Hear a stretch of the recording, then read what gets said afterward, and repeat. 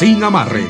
Una mesa de diálogo donde sobresalen los temas de mayor interés social, económicos y políticos del país. Sin amarres, bajo la conducción del sociólogo Stalin Poveda Granobles.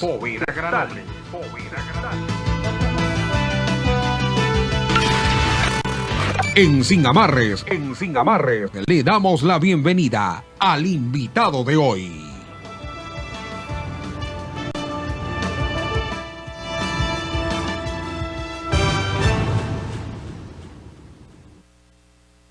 Ahorita lo sabe. Está planteada la interrogante y solo introducción chiquita. Bueno, cuando son las 6 de la mañana con 56 minutos, queremos darle la bienvenida, como le habíamos dicho en el primer bloque, al doctor Byron López Castillo, que siempre es un placer tenerlo con nosotros para recibir sus acertados comentarios, pero también para contagiarnos de su buen ánimo, su buen humor. Como siempre, buenos días, doctor, bienvenido. Entre el asilo y el destierro. Le pregunté al CIDES en la mañana cuál de los dos escogería. Y por cierto me contestó que ninguno de los dos. Porque tanto el exilio como el destierro están vinculados a actos reñidos con la ética y la moral pública, hasta que nos esclarezca cuál es su origen. Pero también hablábamos con Alcide que hay situaciones que preocupan en el país, que aquellos sindicados de corrupción, de asociación ilícita y de otros actos que tienen que ver con la moral, con el poder, pasean su impunidad fuera del país. Y los procesamos aquí. Antes primero lo dejamos ir, luego lo procesamos y después queremos traerlo, cuando ya casi es imposible. Es el caso del expresidente Rafael Correa y otros que en el caso del señor Balda, por plagio, ya están sindicados dentro de este proceso. Buenos días y bienvenido, doctor. Muchas gracias, buenos días, señores y señores. Un placer estar con ustedes una vez más. Usted tiene una gran interrogante, varias interrogantes, que el público debe aceptar nuestra modesta intervención para tratar de aclarar cada uno de los puntos que usted plantea. En este momento está viviendo el país una etapa en la que se están descubriendo cosas que ya las sabíamos, pero que lamentablemente la justicia las había mantenido ocultas. ¿Como consecuencia de qué? De que el presidente Correa, el expresidente Correa, desembosadamente dijo: voy a meter las manos en la justicia, y la metió. Y a consecuencia de eso, creó un poder judicial doblegado al servicio del poder político, lo cual es una tremenda barbaridad. Independencia en la justicia es indispensable en todo pueblo civilizado. Si no hay justicia, dijo un escritor, no hay paz. Y si no hay paz, no hay libertad. Y si no hay libertad, no hay derecho. Y si no hay derecho, no hay coexistencia armoniosa entre los elementos de una sociedad. Por lo tanto, hay que recuperar la independencia de la justicia en el Ecuador. Por eso pertenezco en este momento a un movimiento integrado por centenares de abogados de Guayaquil y del país, que con este lema, independencia por la justicia, estamos haciendo todo lo necesariamente imprescindible para que la justicia vuelva a ser independiente. ¿Qué quiere decir esto? Que la división de poderes entre ejecutivo, legislativo y judicial sea una realidad y no una farsa. La justicia tiene que ser independiente siempre, para que haya una verdadera paz y justicia concretamente en el Ecuador. ¿Qué pasa en este momento? Ha sido llamado a juicio el expresidente Correa, luego de un proceso seguido, de lo que yo hasta aquí he visto, de acuerdo con las normas legales pertinentes. Se ha respetado el debido proceso. No va a decirse ahora que se violentó, como en muchos casos sí se violentaron en la época en que la justicia la manejó Correa. El debido proceso se ha respetado. Tan es así que en este momento, luego del trámite legal correspondiente, la jueza doctora Camacho, en atención a que los indicios y las presunciones presentadas a lo largo de todo este proceso penal han sido coherentes, coincidentes, unívocas, etcétera, lo ha llamado a juicio al presidente de la República y a otra persona más por el delito de plagio perpetrado en contra de la persona del señor Fernando Balda. Aquí hay que hacer una acotación de carácter legal.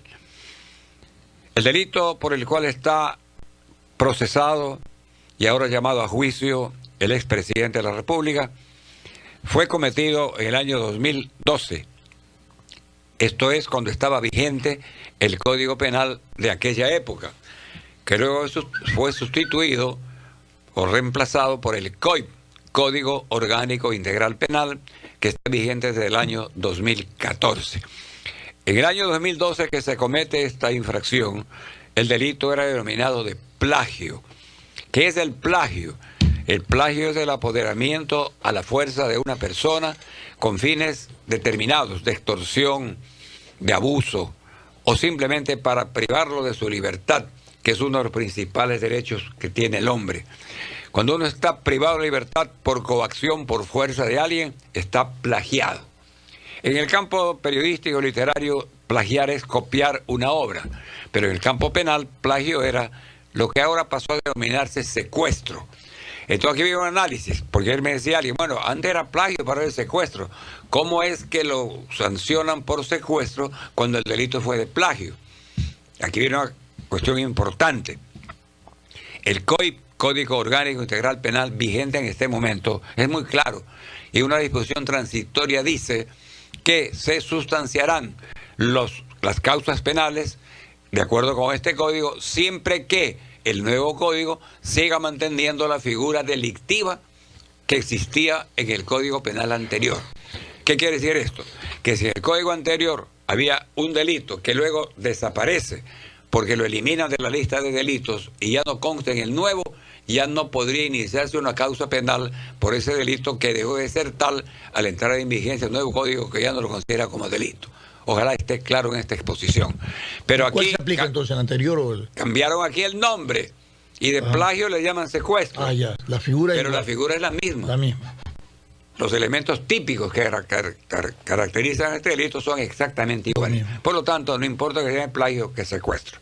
Con esta aclaración, ha sido llamado a juicio el presidente de la República. ¿Qué es lo que inmediatamente se produce en el campo procesal penal cuando una persona es llamada a juicio? La decisión de la presidenta de la señorita doctora Camacho, juez de la Corte Nacional por el fuero del que goza el expresidente, Daniela Camacho, Daniela Camacho, ella tiene que pasar ahora esto a conocimiento para que por sorteo vaya a conocer una de las salas de lo penal de la Corte Nacional. Porque ¿qué viene después de esto? La etapa del juicio, en donde tiene que ser sentenciado o ratificado en su inocencia el procesado. En la etapa de juicio, que es la última etapa procesal antes de la sentencia, va a ir el procesado personalmente. Si el sujeto procesado que está llamado a juicio no va porque está prófugo o no se presenta porque no le da la gana, no puede haber la audiencia de juicio. Lo que no sucede con ciertos tipos de delitos para los cuales no es necesaria la presencia del procesado y se puede juzgar en ausencia. ¿Cómo cuáles? El caso de peculado, concusión, cohecho, enriquecimiento ilícito, crimen organizado y genocidio. Perfecto. En estos casos no es necesaria la... ¿Fraude procesal? ¿Perdón? ¿Fraude procesal también? Fraude procesal no. Si no me equivoco. No, fraude procesal Habría que no. revisar. Le hago esa pregunta porque dicen Eso muchos no es. entendidos que después de el plagio al que lo van a acusar, están ¿Usted acusando... tiene en la mano la Constitución? Después ¿Usted viene... quiere? Le digo, después porque viene voy a el buscarlo. peculado y el fraude procesal. Ya, puede estar Especulado. equivocado en esa parte, pero es fácil. Revisemos el artículo 232 de la Constitución en concordancia con el 80 de la misma Constitución que establece esto que estamos notando. Si se ve así, ¿qué quiero decir con esto? Que esos delitos, el cual está peculado, concusión, cohecho, etcétera, entre otros, para ese tipo de delitos no se necesita la presencia del procesado. Puede ser condenado en ausencia Porque nunca y enjuiciado en ausencia. ¿Prescribe o no? No prescribe. Porque son delitos para los cuales no hay la prescripción. Son imprescriptibles. ¿En qué? Imprescriptibles para el ejercicio de la acción penal e imprescriptibles para la aplicación de la pena. De tal manera que una persona que está procesada por el delito de peculado, está ausente del país, puede ser enjuiciado, procesado en ausencia y llegarse a la sentencia e imponérsele la sentencia que convenga en ausencia.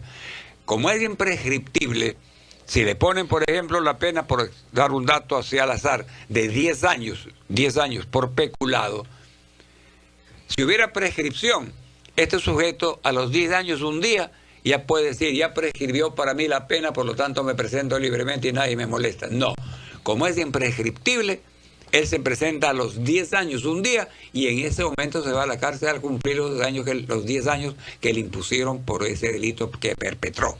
Ojalá esté claro. Que esto significa entonces... No hay amnistía, nada de eso. Ahí el individuo está definitivamente o fuera del país o escondido hasta que se muera. No puede ser En el candidato momento ni que saque la nada. nariz, lo toman preso y se está paralizada la cuestión. En el momento que está procesando todavía, se avanza en el proceso y se está condenado ya, va al cumplimiento de la condena, aunque haya pasado el tiempo que se le impuso por ese delito. Antes de irnos a la condena, que usted lo explicó bien, en el proceso usted dice que esta causa por la cual ha sido involucrado en este caso, el plagio, que es por plagio, Plagio, claro. va a la sala penal, va a un sorteo. Pero van a aparecer, cuando aparecen otros cargos contra esta misma persona, ese es un proceso aparte, es lo que quiero preguntar. Como un poco la sustanciación. Mire, en este caso hay varias personas que están procesadas. El expresidente, el señor Romero, Chiluisa, señorita y Falcón. Usted sabe bien los nombres. Sí. Quienes están presentes aquí, ellos dirán al juzgamiento. Dos por lo pronto. Los dos, Huacón y Chicaiza. Sí. Huacón, ¿no? Que se han adherido a la cooperación eficaz. Ya, esos se presentan al juzgamiento final. Y el señor Romero y el señor Correa, que están fuera, ellos no están presentes y por lo tanto no van a la audiencia de juicio. ¿Qué significa? Que empieza a correr para ellos ya el tiempo de la prescripción. 7 años. Porque este delito de peculado es un delito, no de peculado, de plagio, de secuestro, es un delito para el cual sí hay prescripción tanto de la pena como de la acción penal. 7 años. Entonces, el señor Correa concretamente y el señor Romero, si no comparecen a la audiencia, tendrán que estar ausentes del país del tiempo que demanda la imposición de la pena para este delito, que es de hasta 7 años. En cuyo caso deberán estar fuera del país 7 años. El momento en que vengan voluntariamente, muy difícil creo yo, o traído por el Interpol, hay que ver hasta dónde llega esta cuestión del Interpol, llegará a ser juzgado y condenado o absuelto, porque la audiencia de juicio tiene por objeto condenar o absolver o ratificar la insolvencia. Un punto de orden, no puede declarar vía conferencia, nada de esas cosas. Tiene que estar presente en carne y hueso ahí. Carne y hueso, aunque sea flaco, gordo, presente. Ya, pero explíqueme el otro que le pregunté.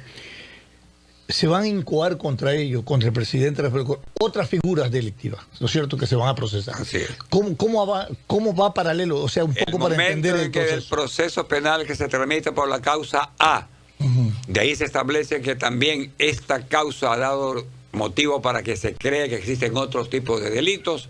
El juez que conoce manda para que por sorteo se conozca el caso que está siendo conocido y que no es materia del juzgamiento de ese momento. Si por el plagio aparece, como anota el abogado de Balda, que hay peculado porque se dispuso de dinero del Estado para con esos dineros pagar a los policías que fueron a capturar a Balda por orden del presidente de ese entonces, ahí habría una figura de peculado.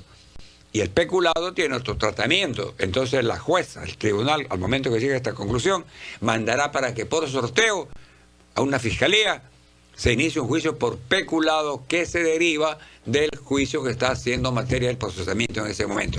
Es exactamente igual a lo que pasa con el señor Glass. Con Glass hay el juicio de asociación ilícita, está condenado por eso. Pero de ahí surgieron presunciones, indicios de que había cometido también otro tipo de delitos, de peculado entre otros, que deben estar siendo, digo yo, y eso no conoce el país a ciencia cierta, motivo de investigación por parte de la Fiscalía. Porque la asociación ilícita, alguna vez hablamos aquí, es un delito, sí, que consiste en ¿qué? En la asociación, en la reunión de más de 2 personas para cometer un delito. Entonces existe delito cuando se reúnen para Pero si de esa reunión se comete otro delito que es distinto a la asociación ilícita, se juzga por la asociación ilícita y se pasa a que se conozca nuevamente un nuevo proceso por el delito de tal que fue motivo de la asociación para cometer ese delito. Doctor. Es un problema de carácter dogmático que trato de ser, dentro de mi capacidad modesta que tengo, trato de ser explícito para conocimiento de la ciudadanía. A eso me iba a referir. Usted nos ha dado una cátedra de derecho procesal. Y es evidente que en su proceso original, como usted lo ha explicado, esto debe funcionar como efectivamente debe de ser este proceso. ¿Qué pasa cuando hay una incidencia del poder y de la política respecto a este momento procesal? Detrás de cada decisión de un juez, todo el mundo especula. Ya, se lo trajo porque se le va a dar y se lo sanciona y se le va a dar una sanción chiquita para que cumpla esto, rebaje su pena y salga. Que es de alguna manera, significa que como que es una protección al delincuente. ¿Qué pasa cuando, cómo observamos en este momento? Hay un escenario donde, como antes, se observaba que el poder le metía la mano a la justicia. Por ejemplo, para reflexionar y hacer estas comparaciones. La pregunta suya tiene condumio. Sí. La sociedad empieza a perder confianza en la justicia, y eso es muy grave, cuando ve que los jueces actúan en función de lo que les manda el de arriba. El hombre de atrás, como habla Roxin, un tratadista de derecho penal, que habla del hombre de atrás. Él dice que en los delitos de organización criminal, o en muchos tipos de delitos sin que sea organización criminal, puede haber un hombre de atrás, que es el que ordena y manda. Stalin anda, mata, anda, roba, comete tal delito, y él se esconde. La mano ejecutora es la otra persona, pero siempre hay uno que hay atrás. Y eso se está consiguiendo ahora con esa delación premiada que tiene Brasil o con la cooperación eficaz que tenemos aquí en el Ecuador, para que el tipo que está procesado por un tipo de delito determinado de pronto diga, sí, yo cometí el delito, pero lo cometí porque me mandaron a hacer, y prueba que fue así, que le dieron la plata, los cheques, las órdenes, etcétera, grabaciones, que hay ahora 1000 para tratar de probar esto. Surge la figura del hombre de atrás, y siempre el hombre de atrás es un hombre poderoso, o económica o políticamente. Entonces, cuando la justicia está amarrada al hombre de atrás, es una justicia que no es justicia. Y por eso estamos peleando por la independencia de la justicia, para que cada cual cumpla el papel que la ley y la Constitución le da, de acuerdo con la división tripartita de las funciones del Estado que viene desde la Revolución Francesa. La pregunta suya, la ciudadanía empieza a tener desconfianza en lo que hace la justicia, y vienen estas especulaciones. Lo trae porque ya amarró la balsa, lo trae porque ya no le vamos a poner la pena mayor. Eso debe desaparecer, y los únicos llamados a que eso desaparezca son los propios jueces, para que haya una total verticalidad. Eso demanda que en los jueces, y estamos luchando por eso. Ahora que se van a cambiar a los jueces de acuerdo con la nueva estructura que se quiere dar al país por parte del Consejo de Presión Ciudadana, etcétera, deberán buscarse jueces probos, honestos, capaces, serios y con experiencia en la administración de justicia, que eso es muy importante. Los años dan experiencia. El paso por la vida no es pasar para deportivamente hacer las cosas, sino ir aprendiendo de ella, lo que nos permite ser cada día más y mejores. Entonces aquí hay lo que usted anota, esta desconfianza que sí hay en la ciudadanía. No, ese fue aquí hemos tenido la costumbre, aunque cambie la conversación. ¿Qué hizo la judicatura anterior? Un pool de jueces que hemos estado, y peleamos eso porque desaparezca en este momento, estamos peleando eso, pidiendo que desaparezca. ¿Qué era eso? Tenían jueces suplentes, sentados. De repente la causa A contra la persona B la estaba tramitando el juez C, pero no convenía que el juez C la tramite porque ese sí estaba llevando la cosa bien. Y entonces, de pronto, por acción de personal, la judicatura cambiaba al juez y sacaba del pool, del archivo, de una gaveta, el nombre del juez que creían conveniente ponerlo para esa causa. Y eso no es así. La competencia de un juez nace de la ley. No es que voluntariamente tenga usted venga acá a hacer cargo de la ley. No es un acto administrativo. No es un acto administrativo. Nace de la ley. Sí, señor. La competencia nace en la ley. Qué bueno. A base de qué? De sorteo. Si yo me voy, me muero, me retiro, me voy con licencia, tiene que haber un juez para por sorteo entrar a conocer la causa y no a dedo. Eso es lo que pasaba en ese momento, el famoso pool de jueces, que la ciudadanía no sé si sepa. Era eso. En una gaveta tenían a los llamados con jueces suplentes y los llamaban.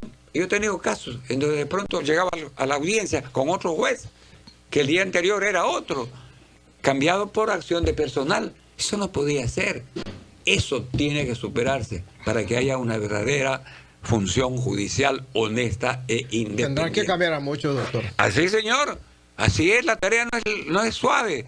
No es imposible, digo siempre yo, en la vida nada es imposible. Es difícil. Y mientras más difícil, mejor la lucha, que es lo que estamos empeñados.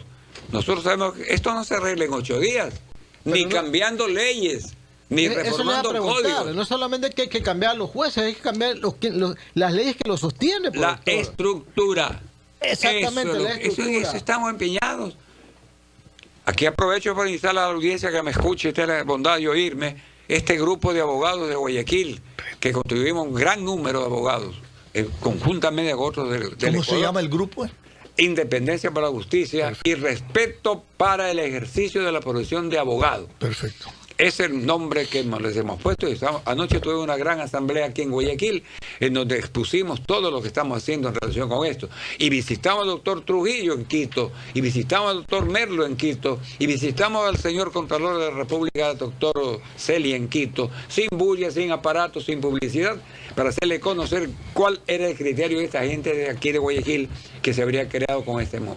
Y ahí le pedimos lo que usted anota, que tiene que cambiarse la estructura. No es suficiente cambiar a Juan por Pedro, ni a María por Luisa. La estructura que dejó la Revolución Ciudadana en el campo judicial es sumamente grave. Fue preparada precisamente para la impunidad. Y eso lo hicieron públicamente. Pero más allá de eso también, de cambiar la estructura, esto es un tema conductual, de conducta de quien administra justicia. Y yo le voy a poner un ejemplo chiquito. Hemos denostado y cuestionado la estructura de la participación de los ciudadanos como quinta función del Estado durante todo el gobierno del presidente Rafael Correa. Se distorsionó su valor democrático, su principio participativo, todo, y se lo puso al servicio del poder. Perfecto. Entonces, esa estructura prácticamente se la satanizó y se la destruyó. Sin embargo, viene una consulta, se nombran a nuevos consejeros y demuestran en la práctica que pueden cumplirse los objetivos dogmáticos y pragmáticos por las cuales se concibió la participación ciudadana. Y lo han hecho con creces, por encima de lo que antes se cuestionaba. Entonces ahí tú te preguntas, no solamente es un problema de estructura, es un problema de conducta de quien ejerce en ese momento la dirección y la administración de la justicia o del poder. Yo siempre he dicho algo que voy a repetir ahora. No es cuestión de hombres o de mujeres, no es cuestión de faldas o de pantalones, es cuestión de la ética de cada uno de nosotros. Correcto. La parte ética que está perdiéndose en este país y en el mundo, porque en el mundo hay una verdadera situación grave en donde los valores morales están desapareciendo, los valores éticos, a consecuencia de una serie de factores que sería motivo de otro análisis en cualquier momento. Pero en el caso concreto del Ecuador, tenemos que recuperar los valores morales, la ética, la estructura honesta del hombre. El hombre nace y muere honesto. Inclusive hay una tesis científica que dice que en el genoma humano existe ya desde el nacimiento un genoma de ética.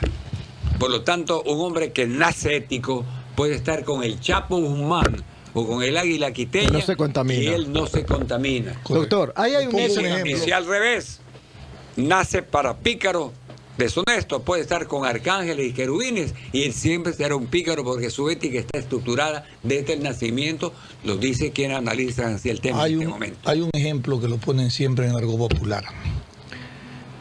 Hay un animal, ave, que su vida la transita en el lodo y en el fango y nunca se ensucia su plumaje. Esa es la garza. Una linda comparación. Usted puede pasar por el cieno sin ensuciarse. Por favor. Cuando se tiene ética es así. Se tiene ética y valores. Y lo contrario. Y lo contrario, ahí Y va. lo contrario, también hay otro animal que el animal Ese es el cocodrilo. no es la gallina que come huevo aunque le corten el pico. ¿Cómo es? El pillo, aunque le corten las manos, seguirá haciendo pillo. Aunque se quede manco. Aunque sea feo. Y aquellos que ofrecieron que si llegaban al poder se cortarían las manos a los pícaros, deberían estar mancos ahora. Los que dijeron en una campaña electoral, yo cuando llegue al poder, porque ese país es mentiroso. Ese y ahora está preso. Claro, debe estar manco. Le cortaré la mano a los Lo que ladrones. dice. En esta aspiración que tienen ustedes como abogados y nosotros como ciudadanos y comunicadores, ¿verdad? Sí quisiera que usted comente lo que está pasando actualmente, ¿no? El Consejo Transitorio formó comisiones que están designando a las diferentes entidades que tienen que ver con el manejo de la justicia. Por un lado, el Consejo Nacional de la Judicatura. Por el otro lado, la Corte Constitucional. Estamos oyendo nombres. Algunos ya han sido divulgados, hasta en duplicado. Pero yo quisiera saber si efectivamente todos esos nombres que están apareciendo en los medios son pues de confianza de la ciudadanía o es que vamos a volver a lo mismo de antes. Porque si estamos en este momento en un punto clave del país, por pedido de ustedes principalmente, para cambiar el rumbo de la justicia, no vamos a caer por otra vez en el mismo lodazal, pues, doctor, con los nombres que están apareciendo, unos bien y otros no, en los medios que van a integrar la Corte Constitucional, el Consejo Nacional de la Judicatura y otras entes más de control que tienen que ver también con la justicia y la corrupción. En las conversaciones que tuvimos en Quito hace unas semanas con el doctor Trujillo, este grupo de abogados al que me refiero, le planteamos esta gran inquietud y el doctor Trujillo participó con la gran claridad que tiene, no obstante la edad que tiene, pero la edad es una gran cosa en la vida cuando se sabe vivir. Hay jóvenes viejos y viejos jóvenes. Así es. Trujillo, un hombre joven, mental y espiritualmente. Y merece el respeto de la ciudadanía. Y ahí le planteamos esta gran inquietud. Doctor, ¿qué va a pasar si mañana las cortes están integradas por personas de la misma catadura de las que hay ahora? Yo no generalizo. Hay en este momento jueces honestos, sí los hay. Pero también hay la mayoría que no lo son. Y más que nada, lo que más interesa es la intromisión del poder político en la justicia. Claro. Porque uno bueno se puede dañar si no es de nacimiento. Y él participó en esta gran inquietud y nos dijo, ya ese es un problema de la ciudadanía, que sepa escoger a estos candidatos que van a ser expuestos después, de expurgarles su pasado, de las impugnaciones que se hagan de acuerdo con los reglamentos de leyes pertinentes, para que vayan a estas funciones. Y nos dijo algo que es importante, la ciudadanía, y aquí viene un llamado nuevamente que lo hago yo desde mi punto de vista, la ciudadanía es la llamada a estar presente siempre. Porque la sociedad que se acostumbra al quema-importismo es una sociedad que se va liquidando a sí misma. Aquí nosotros no debemos permitir por motivo alguno que tengamos una sociedad con anomia, con indiferencia, con quema-importismo. No. Tenemos que salir adelante siempre, sin miedo. ¿A qué? A morirse. Para morir nacimos. Entonces no tengamos miedo a nada ni a nadie. Esa es mi filosofía. Y la que estamos transmitiendo a este grupo humano que es considerablemente importante y que cubre muchas áreas del país. Hemos estado en varias provincias del país y vamos a ir visitando y vamos haciendo conciencia de que los abogados estamos obligados a hacer esta campaña y, como usted bien anota, Alcides, a exigir que quienes lleguen a estas funciones lleguen primeramente investidos de una alta calidad ética, moral, de experiencia, etcétera, y luego para que estén siempre bajo el ente observador de la ciudadanía, para que ponga reparos a cuando tenga actuaciones que no corresponden a la realidad que vive el país. Nos falta un minuto, doctor. Quisiera aprovechar la oportunidad que no le pude preguntar al inicio de la conversación sobre el tema de estos de los delitos a los que Correa podría haberse involucrado, aparte del plagio ya, el segundo que habla del peculado y el tercero que le iba a preguntar, el fraude procesal. ¿También entran dentro de este grupo o no? Fraude procesal. ¿Qué? ¿De no prescripción? No. Yo no. O de Primero, delito. plagio, que ya Ya. lo han acusado, El después fraude que el procesal, peculado. ya lo el fraude vi. Si procesal. me equivoco, soy humano y raro un humano es. No tengo el código en la cabeza. Pero creo que el fraude procesal no está constando como un delito para el cual no hay prescripción. Bueno, Pero así ¿se bien. lo puede acusar a Correa No. o no? Hay que ver qué es el fraude procesal. Tiene que ver, pues, El si fraude existe fraude. procesal. La pregunta interesante y el tiempo Vamos a muy ver. corto. ¿Existe fraude procesal cuando un juez comete una equivocación en el manejo del asunto que tiene en sus manos como juez? ¿Equivocación o manipulación? Porque yo Llámelo si me así. equivoqué, pues.